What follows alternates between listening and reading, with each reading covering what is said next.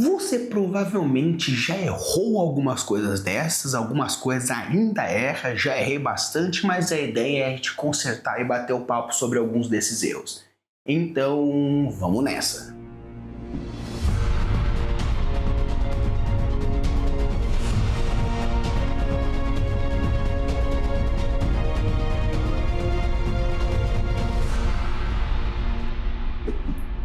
Alô, bebês, tudo bem? Aqui é o Furacão, estamos com mais um episódio aqui para vocês e hoje nós iremos falar sobre alguns erros comuns que a gente encontra dentro dos mundos fantásticos, no caso mais específico, na forma de você escrever os seus mundos fantásticos de uma forma geral. São erros que eu já cometi no passado, algumas vezes quando eu estou escrevendo na minha forma mais direta eu ainda cometo esses erros, mas na hora das revisões eu já faço as correções anteriormente. Eu estava procurando até alguns conceitos, algumas ideias e vi que tem um vídeo de um rapaz que também comenta sobre esses mesmos erros, então achei que seria interessante a gente trocar essa ideia, porque se lá nos Estados Unidos, lá na Inglaterra é muito comum, aqui no Brasil encontrei esses mesmos problemas, então deve ser provavelmente algo muito comum geral dentro da literatura, principalmente nos mundos fantásticos de uma maneira geral. Vou deixar também aqui o link do episódio do cara, que é bem legal, bem interessante, e tem diversos outros vídeos bem legais. Mas eu acho que seria legal a gente trocar essa ideia sobre os principais elementos de world building que é comum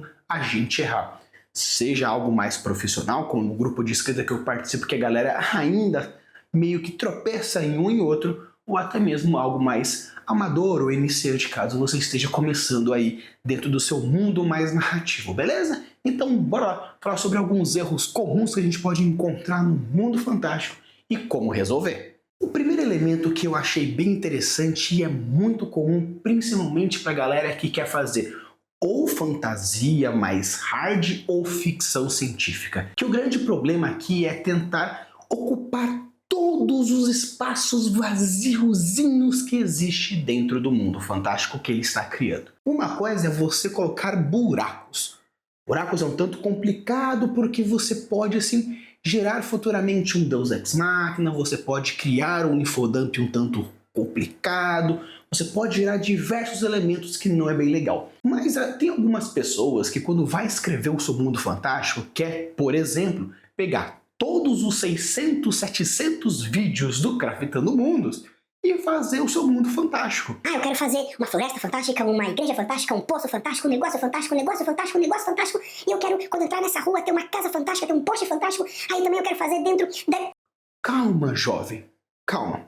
Quando a gente fala sobre criação de mundo, seja ele para qual gênero literário você achar interessante aquele que você quer fazer, principalmente ficção científica, ou até mesmo mundo de fantasia, onde você precisa construir um universo novo, até mesmo um pós-apocalíptico, seja ele qualquer punk que você achar interessante, uma coisa é você tampar os buracos. Então, olha, estou escrevendo sobre uma cultura e está faltando alguma coisa aqui.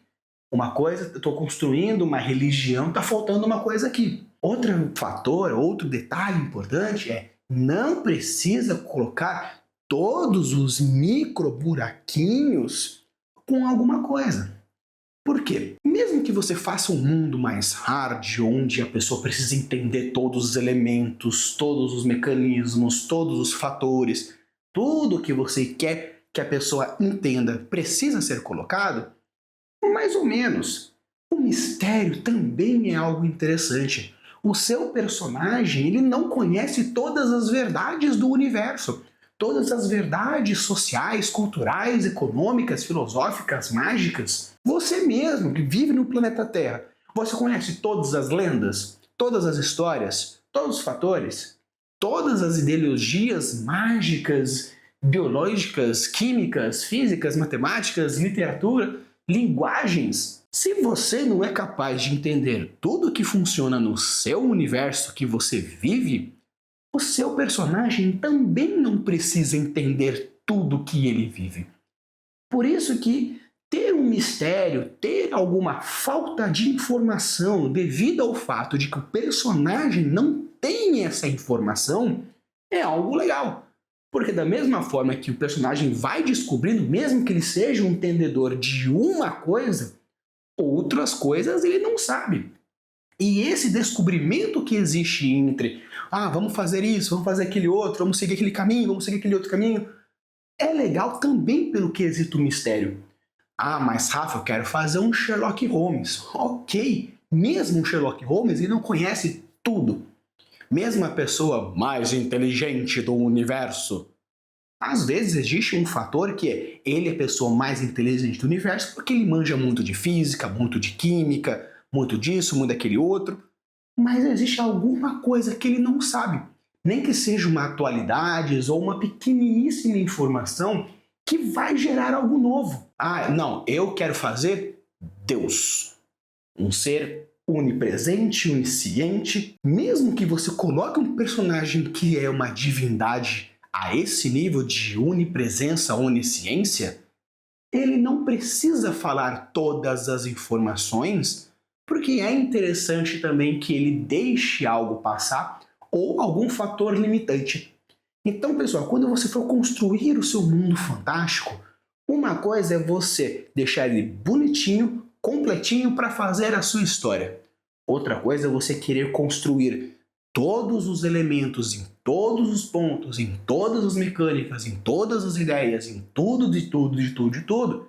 Isso vai gerar uma saturação que, no final das contas, você vai estar muito mais focado em construir um universo e não uma história. Mas Rafa, se eu quero ser apenas um world builder, não quero escrever história nenhuma. Mesmo assim, para ter o conhecimento daquele universo, ter quês de mistério onde você não sabe, ou no caso não construiu alguma coisa, para que as pessoas possam teorizar, entender, questionar, é legal também. Isso se chama gatilho da curiosidade, ou no caso, gatilho da antecipação, dependendo de como você for construir. Porque esse gatilho da curiosidade vai gerar também uma vontade de quero saber um pouco mais, quero saber um pouco mais. Antecipação, quero saber um pouco mais. Porém, como ainda não tem, eu vou gerar as minhas teorias. O Oda é incrível no gatilho da curiosidade para descobrir o que vai acontecer e das antecipações, fazendo com que a galera crie teorias que vão gerar muito mais coisas do que simplesmente ele joga informação. Se a gente já soubesse desde o começo o que era uma Akuma no Mi, talvez a gente não continuaria assistindo todos esses milhões de episódios. Um próximo ponto que é muito importante, e isso aí realmente é legal ficar de olho quando você for construir o seu mundo fantástico, que é a construção paralela e conectada dos seus elementos. Uma coisa que é muito comum, principalmente para quem é muito ou iniciante, ou muito afobado, ou muito agitado, ou muito meu Deus do céu, eu preciso construir o meu mundo fantástico porque eu tô com várias ideias e vai ser incrível e vai ser isso, aquele outro. O grande ponto que quando a gente vê essas pessoas muito empolgadas, que isso é muito bom, claro, obviamente, mas é a questão da construção em paralelo, uma construção conectada. É muito comum a gente ver a pessoa escreve fantasia, ou escreve ficção, mas principalmente em fantasia, onde vou construir a sociedade. Agora vou construir o meu fosso. Agora eu vou construir o meu império. Agora eu vou construir a minha criatura. Agora eu vou construir o meu sistema mágico. Agora eu vou... Ok, perfeito. Só que você precisa conectar os seus sistemas, conectar essas informações. Como que a sociedade interfere na política fantástica que você está fazendo? Como aquela criatura vai interferir no poço fantástico que você está fazendo? Como que a fauna que você está construindo interfere diretamente no sistema mágico que você está fazendo? O universo funciona com fios, com teias, conexões, causas e efeitos. Então, construir um universo sem causa e efeito, sem consequências diretas e indiretas, você vai construir um mundo muito chato. Mesmo que ele tenha elementos maravilhosos, são elementos fragmentados, são elementos pontuais. Nossa, esse sistema mágico é muito incrível. Mas como ele interfere no mundo? Não interfere. É apenas fatores mágicos onde X, Y, Z. Ok. Nossa, essa criatura é incrível. Como que ela influencia a sociedade? Então, na verdade, essa criatura fica dentro de uma caverna e no momento que os aventureiros vão até lá, aí a merda acontece. Nossa, que legal esse objeto mágico que eu criei!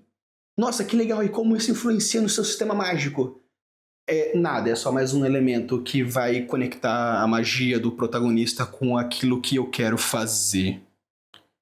Então, quando você for construir o seu mundo fantástico, sempre deixa espaços para conectibilidade. Construí a minha fantasia, estou fazendo ela. Ok, fiz a minha religião. Agora, nos fatores que influenciam a sua religião, você vai pensar: divindades.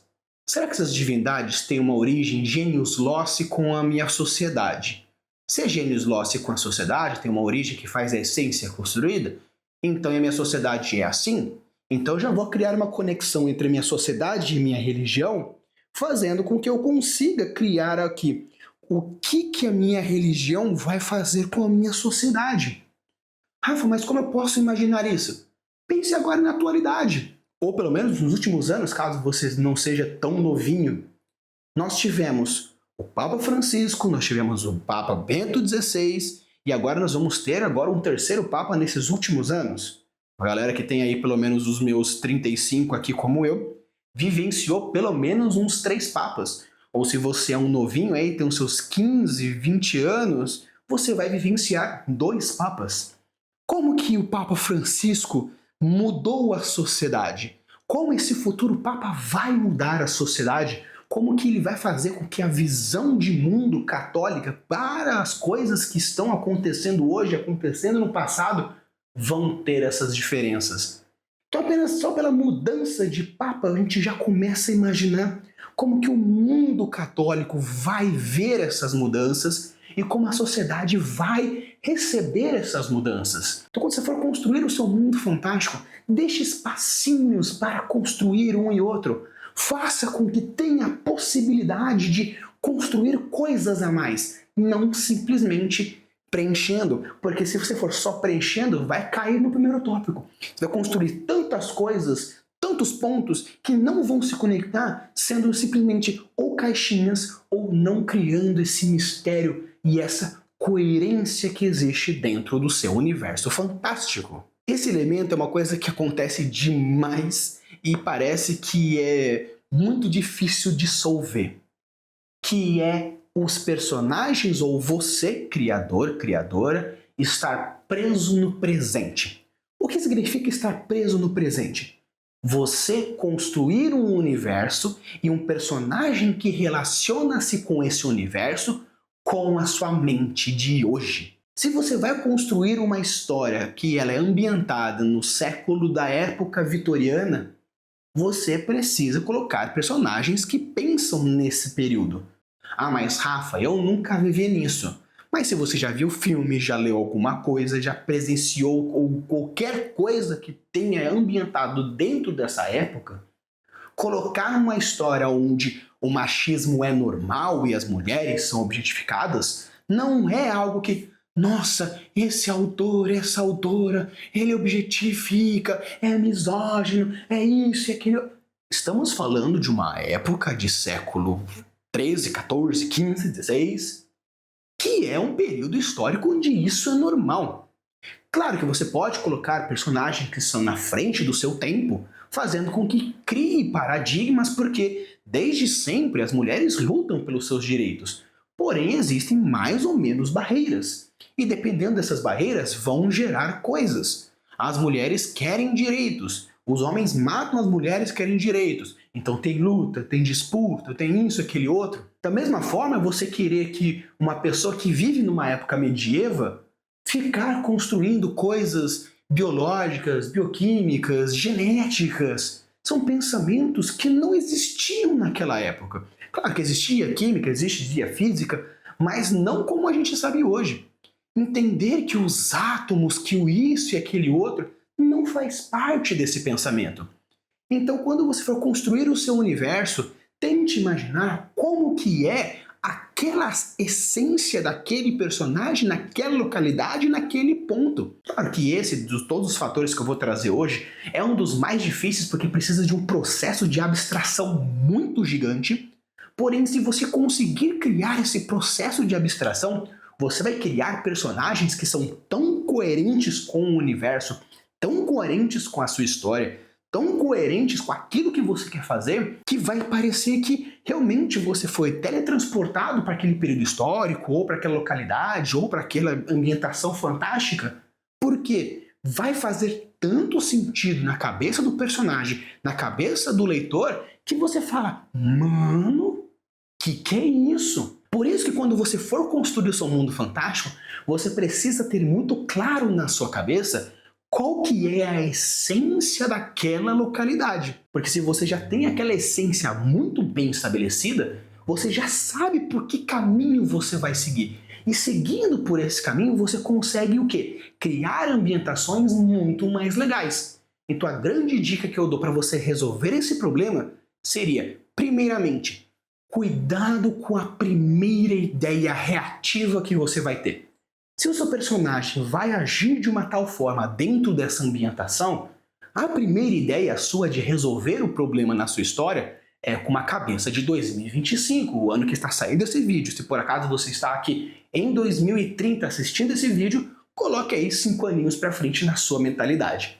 Mas se você está construindo uma história ambientada em séculos anteriores, às vezes a sua primeira ideia pode ser até muito legal, mas ela é característica de alguém que vivia naquele período? É característico para alguém que vive aquela situação? É característico de uma ideia, uma premissa, uma vontade, uma situação, um genius loci, daquela localidade, daquele período, desse mundo que você está construindo? Não. Então vale a pena um exercício abstrato para conseguir movimentar a ideia. Rafa, eu não consigo fazer esse exercício abstrato. Se você não consegue, deixa aqui nos comentários que com certeza eu vou fazer um vídeo para você explicando como fazer esse trabalho abstrato, trabalhar o subtexto, a mentalidade, tem um pouco de teatro aí no meio que ajuda também a você abstrair a sua ideia e transformar-se naquele personagem, tanto que alguns atores fazem esse trabalho meio que maravilhosamente, mas tem que saber separar. Heath Ledger não conseguiu separar o Coringa da sua vida normal e deu o que deu. Mas o exercício de abstração para vivenciar essa localidade, vivenciar esse personagem, é a melhor coisa caso você queira quebrar esse pensamento de vivo no presente, só que a sua história não acontece no presente. O próximo ponto que eu quero trazer para vocês hoje é a descrição objetiva. É muito comum, principalmente para quem está começando na literatura, isso indiferentemente de qual gênero você está fazendo, que é a descrição objetiva. Nós já trouxemos em algumas coletâneas de vídeo falando de função do espaço, onde eu tenho a função do espaço como meio que preparando para a ação. Função do espaço como intensificação de background. Função do espaço como intensificação, seja positiva ou negativa, do contraste emocional com a situação. Temos diversas funções do espaço. Além do mais, também teve uma segunda coletânea de vídeos falando sobre a utilização de, no caso, sentidos diferentes, a visão, o olfato, o paladar, a audição, o tato, e isso enriquece a sua descrição. É muito comum bater o olho e falar: as árvores eram grandes e exuberantes, e por isso era só grande e exuberante? O cara tá lá vendo uma árvore colossal, com um rosto, com uma voz grave que ecoa hectares, onde todo movimento de voz treme o chão e movimenta a alma daqueles que escutam. E você fala que o cara tá vendo uma árvore exuberante? Ok, beleza, apesar de que beleza é uma coisa meio que subjetiva, então algo exuberante para uns pode não ser para outros, mas coloque não apenas emoções, coloque os sentidos dele e as percepções dele. Essas descrições objetivas têm apenas uma única função: ambientar para a localização. É uma das principais funções que tem, porém é um objetivo muito mais direto.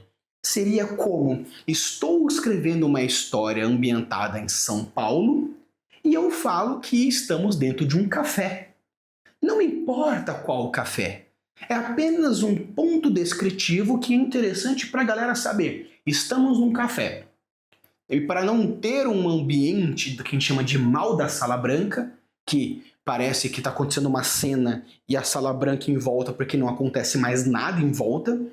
Porém, essa descrição direta só tem a função de descrever a localidade quando essa localidade é uma localidade comum. Mas você está num mundo de fantasia autoral, um mundo de ficção científica autoral, um mundo pós-apocalíptico autoral, um punk, cyberpunk, steampunk, fiberpunk, silkpunk. Você criou um mundo fantástico e você vai fazer uma descrição direta de que o cara entrou em casa apenas.